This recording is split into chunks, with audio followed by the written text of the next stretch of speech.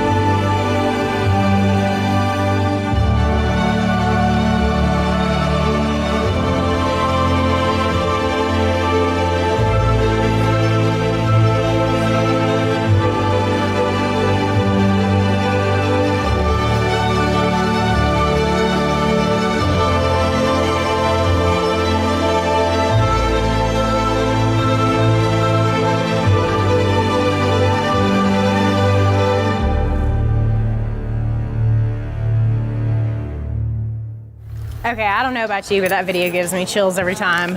It's pretty amazing to realize that just in my lifetime, the world that we live in, the world that we're educating our children to live in, is completely different than it's ever been before.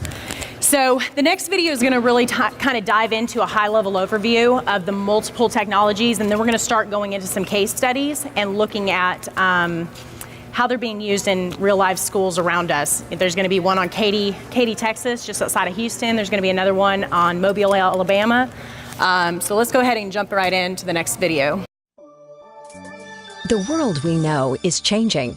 Changes that are challenging our institutions and the way we deliver education. Our schools, colleges, and universities are seeing some of their best and brightest students lose their motivation, becoming disengaged in traditional classroom environments and looking for alternative approaches. These students want to design their own learning programs, learn in ways they want to be taught, and address and solve real-world problems. These challenges demand that we find a new vision for education, one that reaches these students anywhere they live to help them learn in their world, on the web, in the cloud, on their phones. We begin by understanding that this vision must reach out to all individuals, to encourage all people, not just students, and to provide an avenue to learn new skills in new ways throughout their lives. It envisions all societies becoming learning societies that make the entire world a classroom. It is a vision to connect people so they can collaborate and innovate anywhere, anytime, on any device.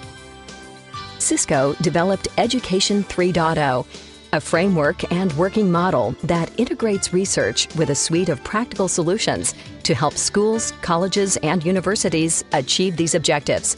This solution portfolio consists of Cisco and partner technologies and services that help educational institutions create next-generation learning environments, improve efficiency, and enhance safety and security.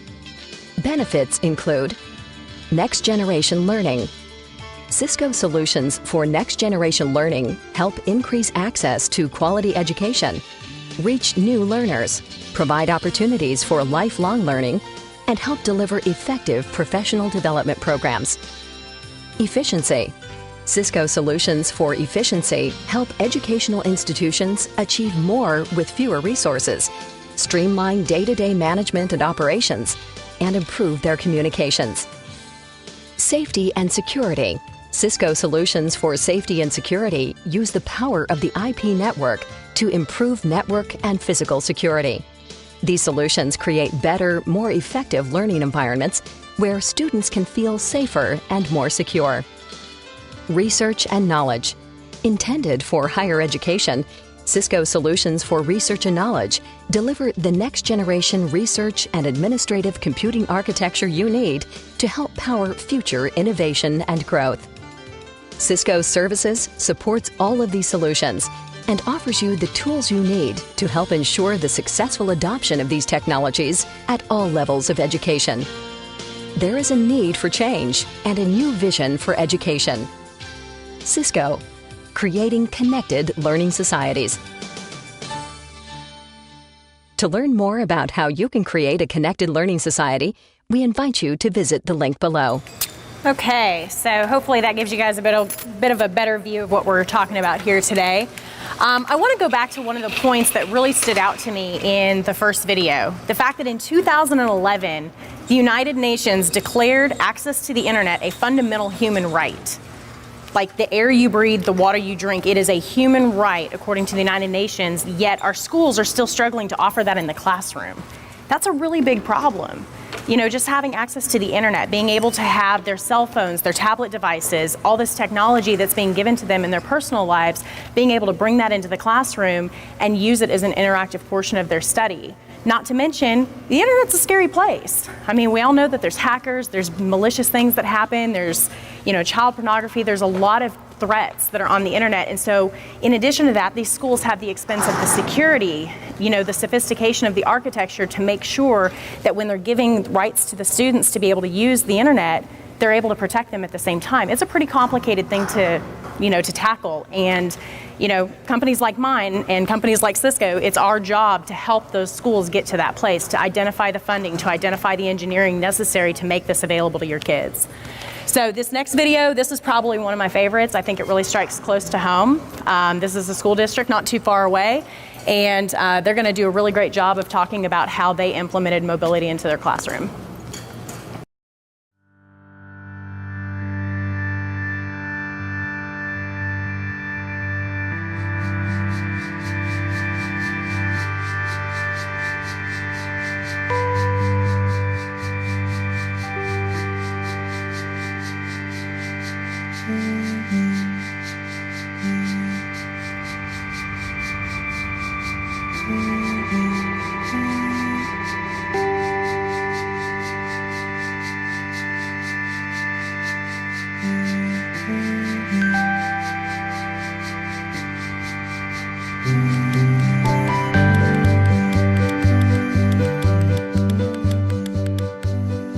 Four years ago, when we first started this, we knew that the students were not happy.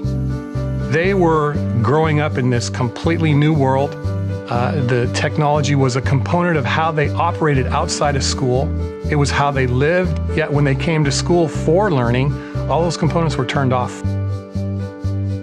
Teachers were frustrated because they knew the engagement wasn't there. They weren't getting to their kids like they wanted to get to them. And they were in desperate need of a different resource toolkit than what we were providing in the past. The kids already go out and seek out information. If they want to know something, all they have to do is pick up their phone, and in 2 seconds, they know the information. And I think harnessing that in class is huge. We came to the conclusion we have to start with changing instruction. We started to focus on Web 2.0 integration into the classrooms, digital citizenship, and we wanted mobility. We wanted our kids to use mobile devices in their education setting. People were already, trying to hide what they were doing on their cell phones or laptops because it was illegal by the school rules. And so by opening it up, we got more freedom and things moved a lot faster. The biggest thing for me was the engagement. It was instant. We were learning figurative language and we were looking up lyrics from music, and they became totally interested in words. They were really truly pulled into the learning. What we wanted to do in Katy is to bring that anytime, anywhere access and put it inside the educational setting. So now that school day isn't limited from 7:30 to 3:30. That school day could extend for however long those kids need it to be. Now let's work on policy projects. One of the things I've been able to bring into the classroom is taking the information set and instead of presenting it in class, sending that part home as a videotaped lecture, as an internet-based presentation, having the students do that part as homework. And then in the classroom, you engage the students in discussion. You as a resource are available, standing at their shoulder, able to answer questions and interact with them with the content. What they need from us is interaction. When I look at Web 2.0 and its impact on instruction, a couple things jump out at me very quickly. It's a collaborative space. It's an online space, the blogs and the wikis and the videos and the podcasts. This is what these kids do outside of school. And once we brought that into our curriculum, into our classrooms, that's where we saw it explode. When I walk into a Katy ISD classroom now, I absolutely see the students are all working in groups. They have these devices out, and sometimes an individual student will have multiple devices on their desk because they're researching on one and actually putting in the information or videotaping on another one.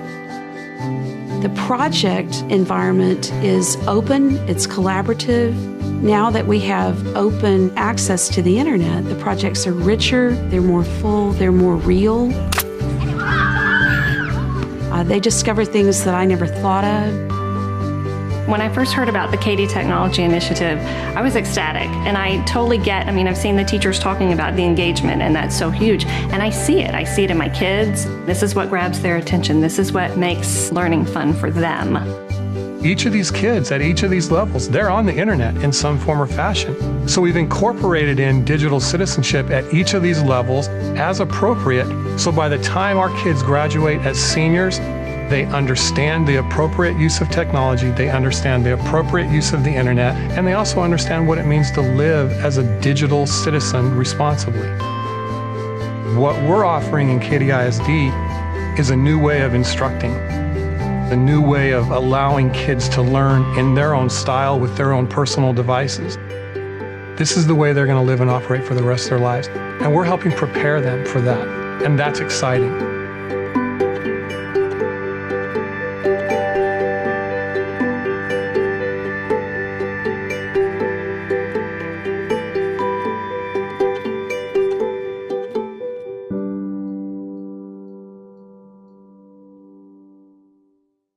That's a pretty cool story. What do you think?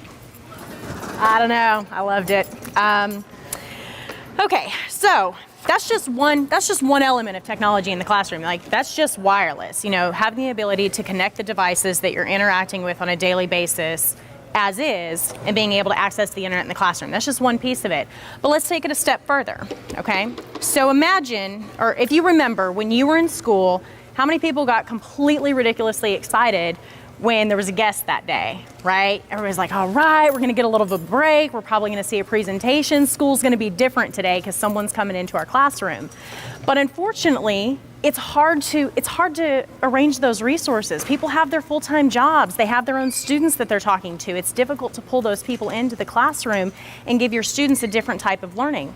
But what if you could have resources from anywhere in the world on any topic matter be in your classroom for that 1 hour?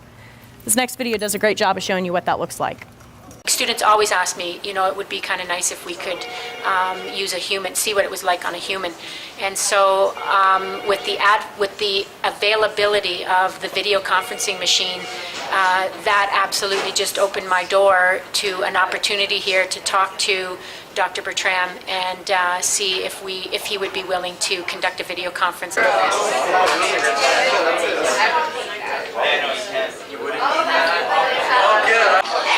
So, cerebellum? No, we have to leave the lobes first. So that's the frontal lobe. And then the parietal lobe. So I'd like to welcome everybody to this first video conference. So first thing you'll notice is that when I hold up the brain, I want you to tell me what differences can you see other than the size in your sheep brains and then in the human brain. Good, that's one function. It's actually called the meninges, dura mater. And what it does is, like you said, it covers the brain. Yes. So this would be the left hemisphere, and this is the right hemisphere, right? So if we get damage, so if there is concussions, etc., does the brain change its color?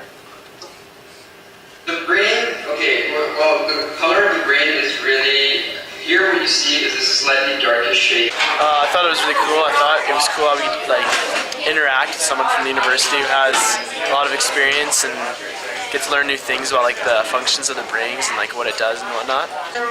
I do think it was useful because a lot of people won't, study for the test the night before or whatever. So I think that by doing this, you get more familiar with it. And it's just it's interesting to be able to look at it in person rather than just on a piece of paper. All right, so that's a technology called telepresence. I mean, we're all familiar with it right now. This is being recorded. We're going to deliver this content. You're going to have an opportunity to see this presentation even if you weren't here today. But even so, video sometimes isn't interactive. It doesn't give audience participation. It doesn't allow the students to ask their questions in real time from the person that they're being taught by. So having that live video enablement in the classroom, anyone can teach them. So imagine, our kids here in Caddo Parish, they could have a professor down at Northwestern or someone down at LSU take part in their classroom for the day and teach them something. Let them know what kind of tools will be available to them when they reach their higher education. It just completely changes the dynamic of how students are learning right now. All right, so we have got 2 more videos, and these kind of piggyback off of each other, so we'll go ahead and just jump right into them.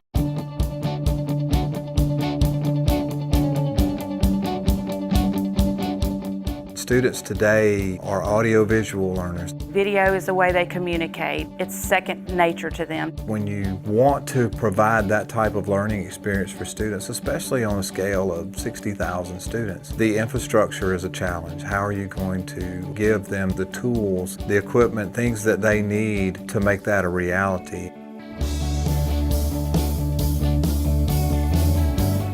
For A number of years now, dating back to '06, we have been partnered with Cisco, and it was just a natural fit for us to move into the video realm. Mobile's made up of many different races, different nationalities in urban and rural areas because we're spread out so geographically.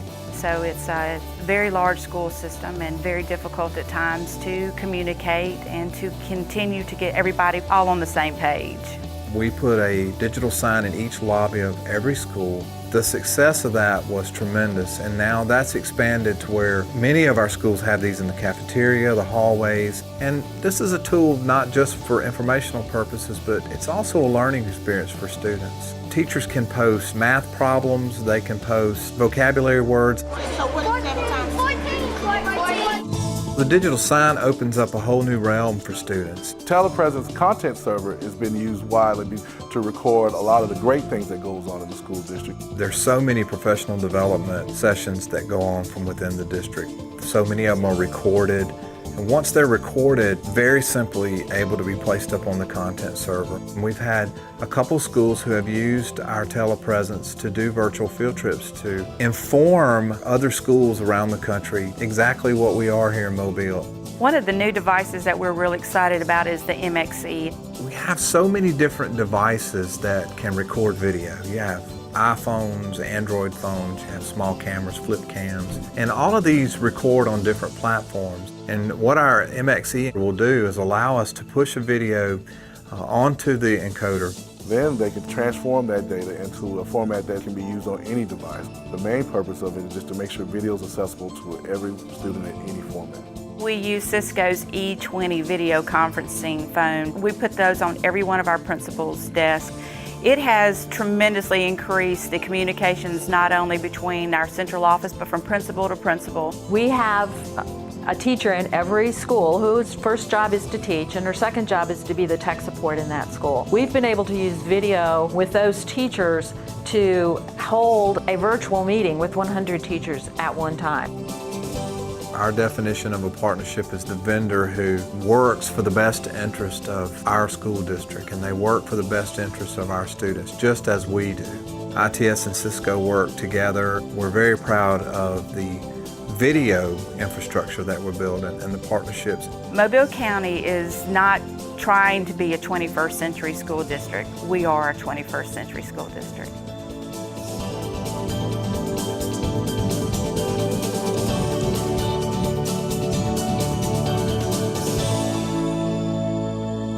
One thing that I really want to draw your attention to is the video is not just for the students, it's for the faculty. I mean, Caddo Parish is a very, very large geographical area, and if you have the ability to get your teachers into one meeting at one time, deliver the same information, allow some form of collaboration amongst those individuals, things get done a lot faster when people communicate. I think we all can agree on that, regardless of what industry you work in. And so making sure that those tools are not only available to the students, but giving the teachers the ability to do more with less in their classroom, have less paperwork, less responsibilities, be engaging with the students, because that's what we want for our kids, is their teachers to be engaged with those students, not just up at the front of the room telling them what to do.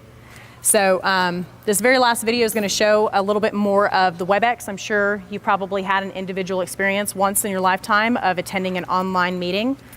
This is going to dive into what that looks like.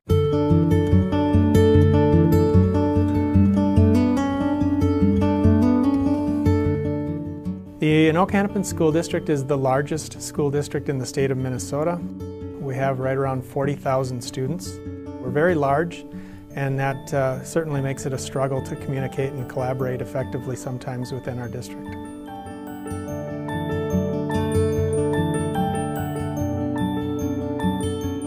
The teachers that have used WebEx audio-video conferencing really talk about how excited the kids get when they're able to reach out beyond the walls of the classroom and make contact with some of the people and the places that they're learning about. It really helps eliminate the walls that kind of define the traditional classroom and open up that learning environment really to the world at large.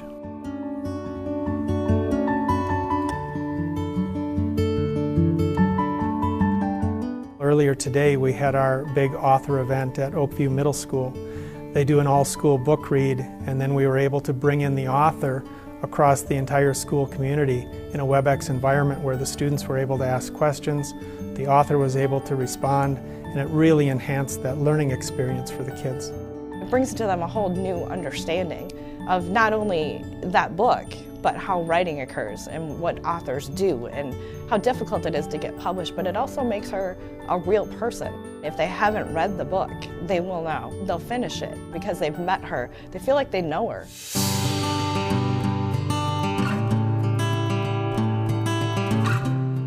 We have professional learning communities where teachers of a particular course get together once a week and have a chance to talk about best practices, share ideas of how they're teaching in the classroom.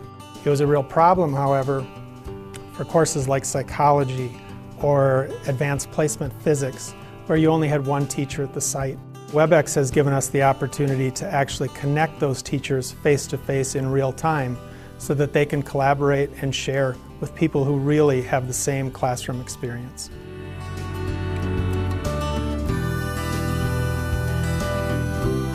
The homebound students are those who are too sick to be in school for extended periods of time. They still get services through the school district.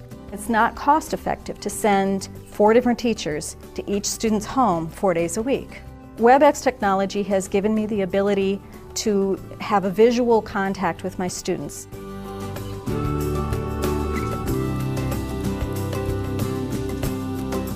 Another instructional approach to using the WebEx audio-video conferencing is to tap some of our alumni that have come through our district and try and bring them back in and talk with the kids that we currently have in our buildings.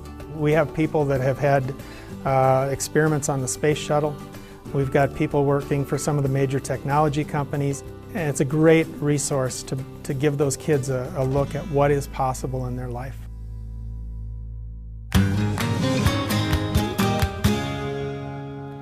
All right, I don't know about you, but I feel like that just puts a nice little bow on what DigiFest South has really been about this week. So I hope you enjoyed the content. I hope something really resonated with you. And I mean, really the call to action is to get out in your community. And I know that the Bossier and Caddo parish school systems are making strides to invest in these technologies, but we as a community have to continue to support that. Money is limited, resources are limited. There's a lot of different needs in our, in our community. It's continuing to grow. We're trying to make our workplace and our culture and all of these things, more attractive, bringing in more entrepreneurs, bringing more people into this area. But with that, we have to make sure they want their kids to be raised here. And to create that, they have to get the kind of education that's being made available elsewhere. So it's our social responsibility to be a part of this. Go to your board meetings, talk to your teachers, talk to your superintendents, get involved and pay attention to what's happening around you. That brings me to my next point. Here in a couple of weeks, there's going to be what's called the North Louisiana Tech Summit. This is all of the schools along I-20 have decided to put together their own tech fair. It's kind of like a mini LeCue. LeCue is the education vendor fair that takes place in South Louisiana each year. And all the folks up here, Bienville Parish, Webster, Ouachita, they all said, you know what? We want attention on our community, the I-20 schools. We want to get together. We want to talk to the technology people. We want to talk to the vendors who are helping us install these solutions, talk to, other schools about what they're doing, what they're being successful with. So by all means, if you know someone in education, someone who's an information technology director or, works in technology, the folks that have been sponsoring DigiFest this week, tell them to get involved, to go to this thing. It's going to be a really neat experience. And if you have any questions, you want more information about it, you're welcome to contact me. And speaking of which, my information's on the next slide. There we go. Any questions? Commentary, feedback? I have a question, Chloe. Hi. Have you seen any, because right now all of those devices are contraband at my son's school. Okay. Have you seen a weakening in that mindset in Caddo and Bossier Parish schools? Do you see leaders being more amenable to that, or do we have a hard row to hoe? I'd love to be able to answer that question, but I have not been granted access yet. So those are two customers that I'm actively pursuing. I have had some visibility into Bienville. I know that they're installing mobility right now. They're making strides to offer wireless to their kids, and that's a parish that doesn't have a lot of funding, doesn't get a lot of support. So they are making some pretty big efforts. I do know that Bossier has done some experimentation in the past with wireless technologies. I don't know how far down that road they are right now. The Monroe City School District that I've worked with, you know, they have some of this technology available. Right now they're actually, they had a parent, believe it or not, say, hey, I want my preschooler to have an iPad, so I'm gonna buy iPads for everyone in that grade level in that school. So a parent gave him a grant, bought 300 and something iPads, and they're gonna go ahead and start experimenting at that level, because when you have the little ones, I mean, I'm sorry, but who knows a 2-year-old that can use an iPhone better than you can? I mean, amen, right?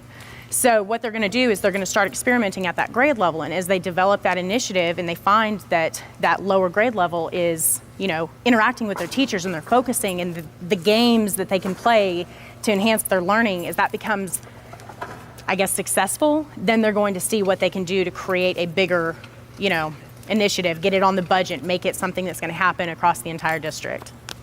Does that answer your question? Yes, thanks. Okay. Yes? I hate to play devil's advocate, but what does this do to attention span when you start little children on iPads and they get that instant gratification instead of building a story through a book where they have to process it slowly and take it in? Are we feeding them faster than they can absorb? Well, I could see that argument, but the way the content, so you're in my experience with an iPad is I can have anything on my iPad that I want because I'm a grown-up, I pay the App Store, and no one put a parental policy on me. When you're looking at school systems, remember earlier I was talking about the security layer? So they don't just hang up a bunch of wireless access points and pray to God no one goes to a bad website. There are layers of software that they put in place, so they're actually controlling what application the student can see at a specific time. So you can literally be holding an iPad and click a button, and all of a sudden the desktop, if you will, the screen of that iPad has a different suite of applications, and it's limited for student access. So the content on that iPad could be pertinent to the class that they're in, making sure that they're not accessing something for, you know, a class that they're going to have later that day, making sure that they're not skipping ahead, making sure that they're not getting involved in malicious content. So, and it also goes back to the content creation. So digital media and the people that are actually writing the curriculum and creating the applications and the folks that are putting that material together, that's part of their responsibility when they're designing that curriculum, making sure that it moves at a pace that's going to allow the children to not only learn but to absorb, like you're saying. So it's a very, very full picture. There's a lot of pieces that go into it. Yeah, no problem. Anybody else? All right, guys. Well, thank you so much for letting me come visit with you today. And like I said, Chloe Romano, if you know of anybody in the education space that should be talking to me, let me know. Thanks.